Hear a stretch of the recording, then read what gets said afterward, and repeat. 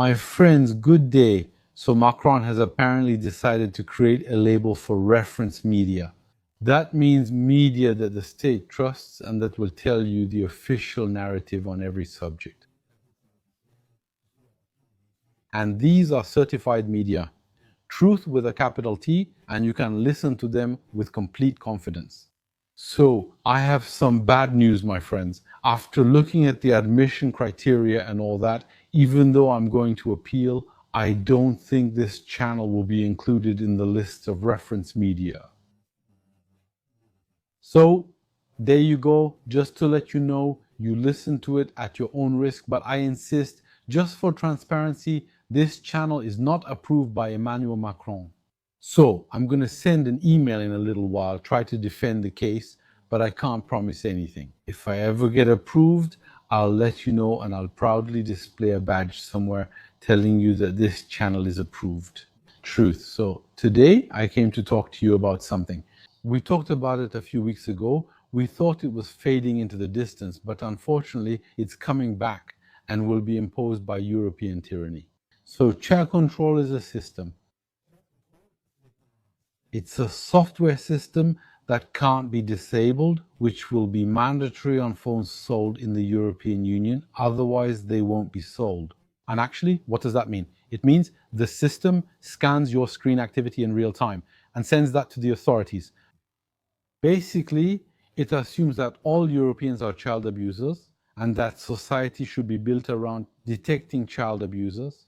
And then every person is guilty until they're considered innocent. You have to understand that this is really a shift, an extremely important, extremely sinister change of paradigm. Because until now, we considered that people who were subjected to searches, raids, or surveillance were under a specific legal framework. Well, there were elements of suspicion, there were things that could justify going to look into a very specific person. Now, today, it's completely uninhibited mass surveillance.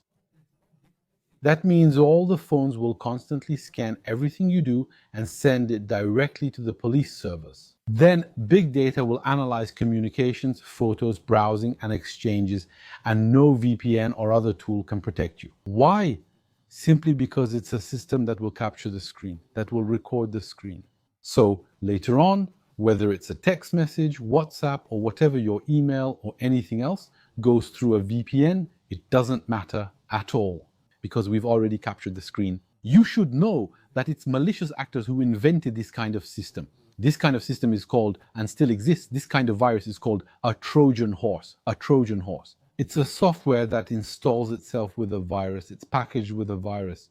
And what is it going to do? It will actually allow them to take screenshots of what you're doing.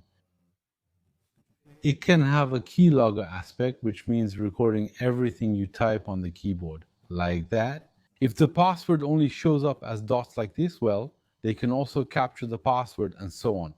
And then it goes to malicious actors. So actually, the state today becomes a malicious actor.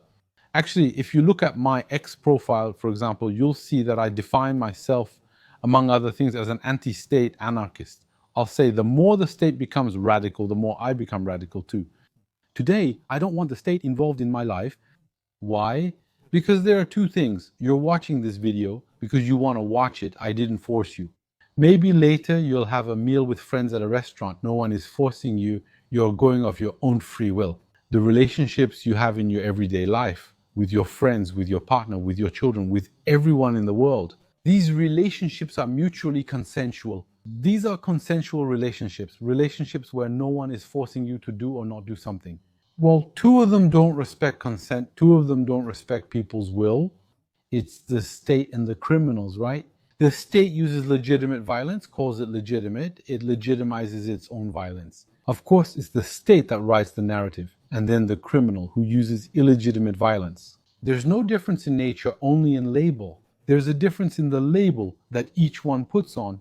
In the end, the violence, which is the same from both sides. All right, so the state is now adding a new intrusion into the lives of Europeans.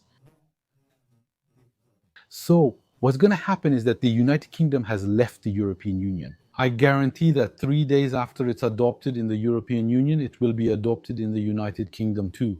We even have the attached caps. What's going to happen is that before it was rejected because there were several countries that were against it, they negotiated privately and will now discuss it behind closed doors. Actually, it will be discussed behind closed doors. And of course, you don't win any prize for guessing that it's actually going to go through with the European Union. Since it's a totalitarian system, since it's a system, it's not even, you see, there's a difference. It's ironic that countries once colonized by others now see European nations being colonized by an administration.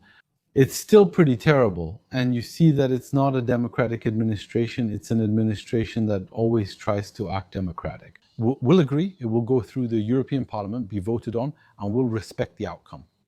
So if they get what they want, they say, well, we're doing it because it was voted by the European Parliament.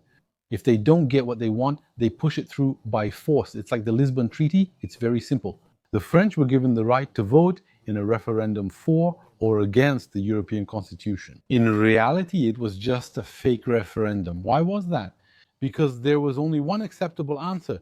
Either the French vote yes, and then we say, well, there you go, they voted yes, we have legitimacy, or the French vote no, and we'll force them. In the end, it will go against their will. You see what I mean? That's the thing. It's a certain answer that's accepted. So now what's going to happen is that chat control will mean there will be a constant scan of the screens. So of course, after that, I'm telling you what's next right now because that's already done. I'm telling you what's next. What's next is that they're going to start saying, I give them 6 months to say it. They're going to start saying it. Yes, but there are people today who use their phones less and less and use their computer screens instead. That means now, for example, the WhatsApp message, well, they won't open it on WhatsApp like that, where it can be read in real time and sent to the police, etc. Well, what do? They use WhatsApp on their computer. At that point, they can bypass state surveillance. Everything the state does is legitimate. All the dirty deeds, all the crimes committed by the state are on paper, are legitimate, and are legal. Even terrible crimes against humans were once legalized and made into law, okay? So what happens is that they will say, but we need something like that. On computer screens, so it's going to appear on computer screens, then it's going to appear on television screens, tablets, all that. It's going to become widespread afterwards. Well, we'll see what they say. Maybe the letter with the term will come back into favor. In that case, you'll have to go to the post office and present the open letter at the counter. They'll put on their glasses, read it, pick up a phone, scan it like this, send it to the authorities, and then you can send your letter. I mean, it's moving toward a state of surveillance that's absolutely atrocious when I see the crimes that have been committed by the states, by the police. In a fully official context, in Europe, in 39 and 45, well, yes, I would expect today a state of surveillance, but on the other hand, I would expect it to be the citizens who are watching the state.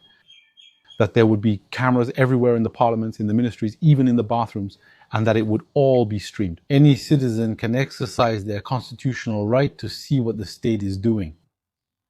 Well, no, it's the other way around now. It means that the states now claim the right to monitor the citizens. And that stinks, my friends. Why?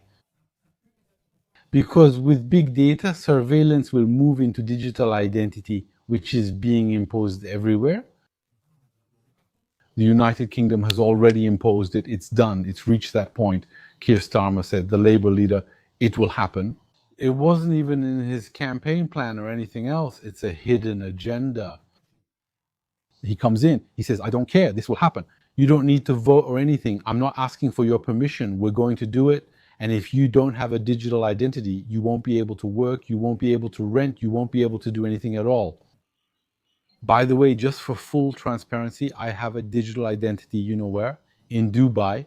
And you know what? What I do in Dubai is that, in a way, I want to be honest with you, it doesn't bother me. Why? She's not there to limit my movements or to tax me or to micromanage my life. She's just there to make my life easier.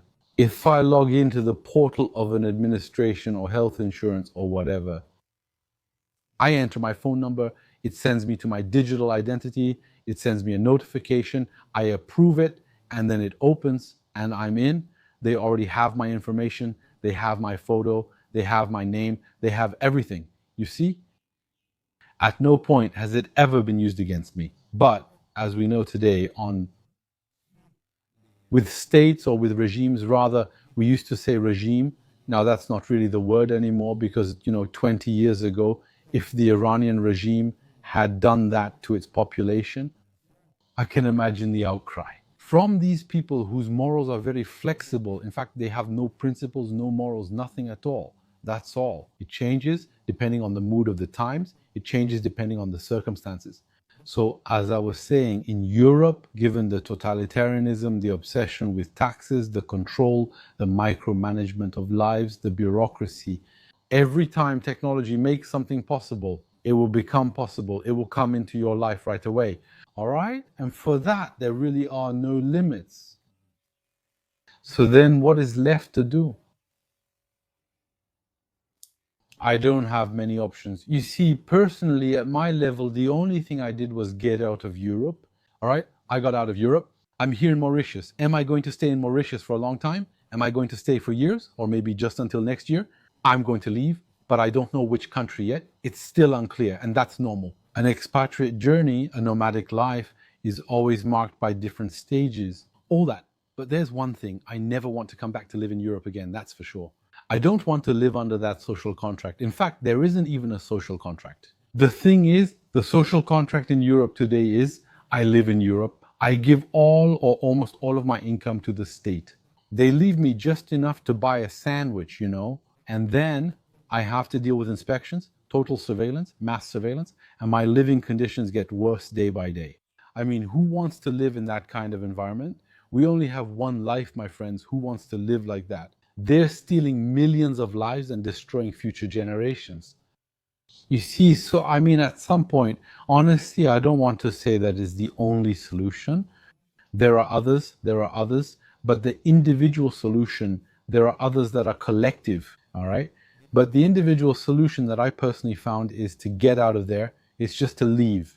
Because, yes, elsewhere in the world, there is a democratic deficit, there are social problems, there are economic problems. Yes, that's true. Everywhere in the world there is that, but there isn't. There isn't a single place that reaches Europe today.